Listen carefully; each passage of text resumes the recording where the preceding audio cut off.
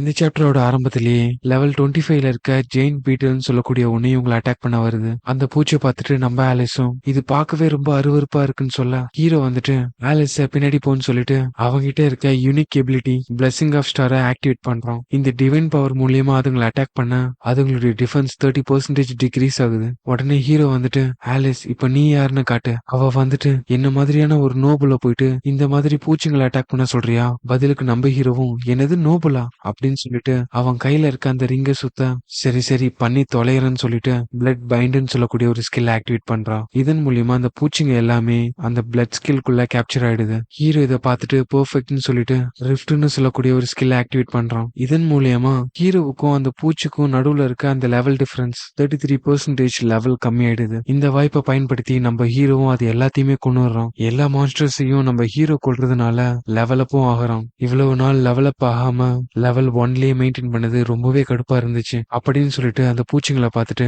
இப்போ உங்களை மட்டும்தான் நான் நம்பிட்டு இருக்கேன். என்ன நோக்கி வர்றதை யாரும் ஸ்டாப் பண்ணிடாதீங்கன்னு சொல்லிட்டு அந்த யூசாங் கிட்ட இருந்து காப்பி பண்ண அந்த யூனிக் எபிலிட்டி கிரேவ் ஆஃப் ஸ்வார்டை ஆக்டிவேட் பண்றான். இதே நேரத்துல ஒலிம்பியஸ் கில்டுன்னு சொல்லக்கூடிய ஒரு இடத்துல கான்ஃபரன்ஸ் நடக்குது. அந்த இடத்துக்கு நிறைய கில்டுடைய லீடர்ஸ் வந்திருக்காங்க. சின்ஸ் எல்லாருமே வந்ததுனால இந்த மீட்டிங்கை ஸ்டார்ட் பண்ணலாம். இவர் தான் டைட்டன் கில்டுடைய ரெப்ரசன்டேட்டிவ் பேட்ரிக். அவர் வந்துட்டு உங்க எல்லாருக்குமே தெரிஞ்சதுதான் ஃபோர்த் ஃப்ளோரை கிளைம் பண்றதுக்காக நாம அனுப்புன அந்த 8th ரைடும் ஃபெயில் ஆயிடுச்சு. இது வரைக்கும் 100 பேர் கொண்ட 15 அட்டாக் ஃபோர்ஸ் அனுப்பி வச்சிருக்கோம். ஆனா அதுல ரிட்டர்ன் ஆனது என்னமோ 9 பேர் மட்டும்தான். 3rd ஃப்ளோர்ல இருக்க அந்த பாஸ் மான்ஸ்டர் ஆர்டினரியா இருந்தாலும் அவன் கமாண்ட் பண்ற அந்த 1 lakh ஸ்டாச்சு அதை தாண்டி போறதுதான் நம்மளுக்கு ரொம்பவே டிஃபிகல்ட்டா இருக்கு. இதே நேரத்துல ஜூன்வா கில்ட சேர்ந்த ரெப்ரசன்டேட்டிவ் 10 அவன் வந்துட்டு நம்ம ரெஸ்பான்ஸ் ஃபோர்ஸ் அனுப்பியுமே தோத்துட்டோம். இப்போ இந்த மாதிரியான ஒரு சுச்சுவேஷனை எப்படி ஹேண்டில் பண்ண போறோம்னு கேட்க உடனே ஒலிம்பியா கில்டுடைய ரெப்ரசன்டேட்டிவ் மரியா வந்துட்டு நம்மளுடைய பிளேயர்ஸ் 2nd ஃப்ளோரையும் 3rd ஃப்ளோரையும் சீக்கிரமா ரீச் பண்ணதுனால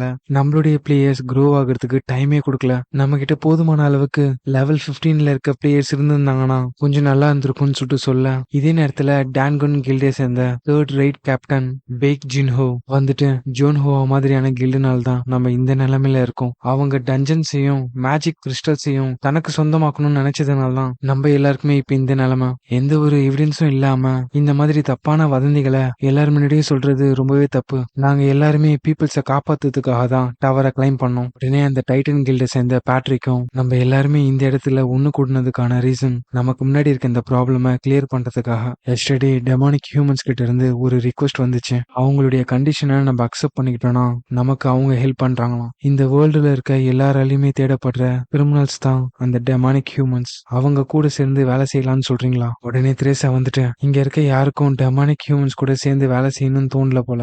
ஏன்னா கவர்மெண்ட்டை விடவுமே இன்ஃபுளுன்ஸ்ல அதிகமா இருக்கிறது இந்த கில்ட்ல இருக்கவங்களுக்கு தான். அதனாலதான் இங்க இருக்க எல்லாருமே பார்த்து செயல்படுறாங்க. எங்களால அந்த ட்ராஷ் கூட சேர்ந்து வேலை செய்ய முடியாதுன்னு சொல்ல அந்த இடத்துக்கு ஃபயர் மூலியமா டெமானிக் ஹியூமன்ல இருந்து ஒருத்தன் வரான். நீங்க எங்களுடைய ஃபீலிங்ஸ் ரொம்பவே ஹர்ட் பண்றீங்க. உங்களுக்கு ஒரு விஷயம் புரியலன்னு நினைக்கிறேன். உங்களுடைய ஸ்ட்ரென்த்தை வச்சு மட்டுமே அந்த இடத்தை கிளியர் பண்ண முடியாது. இது கேட்ட அந்த பேக் ஜின்ஹோவும் யூ டெமானிக் ட்ராஷ் நீ எங்க இருந்து பேசுறன்னு உனக்கு தெரியல அப்படின்னு சொல்லிட்டு அந்த டேபிள தூக்கி அவன் மேல ஏறிய என் முன்னாடி வந்து இப்படி பேசினதுக்கு உனக்கு சாவைய பரிசா கொடுக்கறேன்னு சொல்ல உடனே எதிர்க்க வந்த டென்வாயும் அந்த டேபிள 2 வெட்டி போட்டு கொஞ்சம் வெயிட் பண்ணு அவன் என்ன சொல்றான்னு கேட்கலாம். இங்க இருக்க எல்லாருமே ரொம்ப சூடா இருக்கீங்க போல. நான் என்னுடைய ஆஃபரை சொன்னா உங்களுடைய மைண்ட் சேஞ்ச் ஆயிடும். எங்க கூட நீங்க ஜாயின் பண்ணிட்டீங்கன்னா 3rd ஃப்ளோர்ல இருக்க பாஸ நம்மளால டிஃபீட் பண்ண முடியும். எங்க கிட்ட போய் சொல்றதுக்கு உனக்கு எவ்வளவு தைரியம் இருக்கும்? உங்க டெமானிக் ஹியூமன் அசோசியேஷன்ல மொத்தம் ஒரு 100 பேர் கூட இருக்க மாட்டீங்க. இதுல உங்க கூட நாங்க ஜாயின் பண்ணணுமா? இதை கேட்ட அந்த வயசானவனும் உங்களுக்கு என்ன நிறைய பேர் தேவை அவ்வளவுதானே,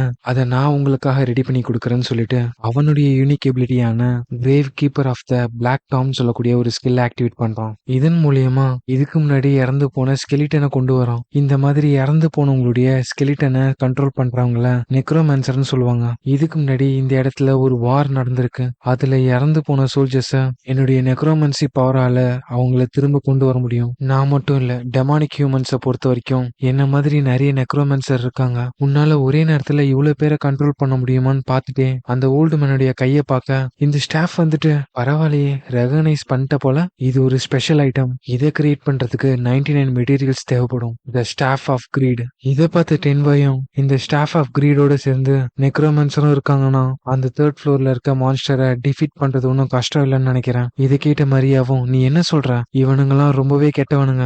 எனக்கும் அது நல்லாவே தெரியும் மரியா. இவனுங்க இவனுங்க எல்லாரையுமே இந்த இடத்துலயே டெஸ்ட்ராய் பண்றதுதான் நல்லது. இருந்தாலுமே இங்க நடக்கிற எந்த ஒரு விஷயத்தையுமே வெளியில இருக்க பப்ளிக்கு இவனுங்க தெரியப்படுத்த மாட்டாங்கன்னு அஷூரன்ஸ் கொடுத்தாங்கன்னா இந்த ஆப்பர்ச்சுனிட்டிய கிராப் பண்றது நல்லதுதான். இத பார்த்த தெரசாவும் என்ன இப்படி ஆயிடுச்சு, டெமானிக் ஹியூமன்ஸ் கூட சேர்ந்து இவங்க வேலை செய்ய போறாங்களா, இங்க இருக்கிறவங்களுடைய மூளை சரியா வேலை செய்யல போல, இந்த இடத்துல மட்டும் கேங் ஜூனிக் இருந்திருந்தாருன்னா இப்படிப்பட்ட ஒரு சுச்சுவேஷன் வந்திருக்காது. இப்போ நான் என்ன பண்றதுன்னு தெரசா யோசிக்க அவளுக்கு அவுட் சைட்ல இருந்து ஒரு வீடியோ கால் ரெக்வஸ்ட் வருது. அது யாருன்னு பாத்தீங்கன்னா நம்ம ஹீரோ தான். இதோட இந்த சாப்டருமே முடியுது. நீங்க அடுத்தடுத்த சாப்டரை கண்டினியூவா பாக்குறதுக்கு இந்த வீடியோக்கு ஒரு லைக்கை போட்டு அப்படியே மறக்காம சப்ஸ்கிரைப் பண்ணி வச்சுக்கோங்க. உங்களை அடுத்த வீடியோல சந்திக்கிறேன்.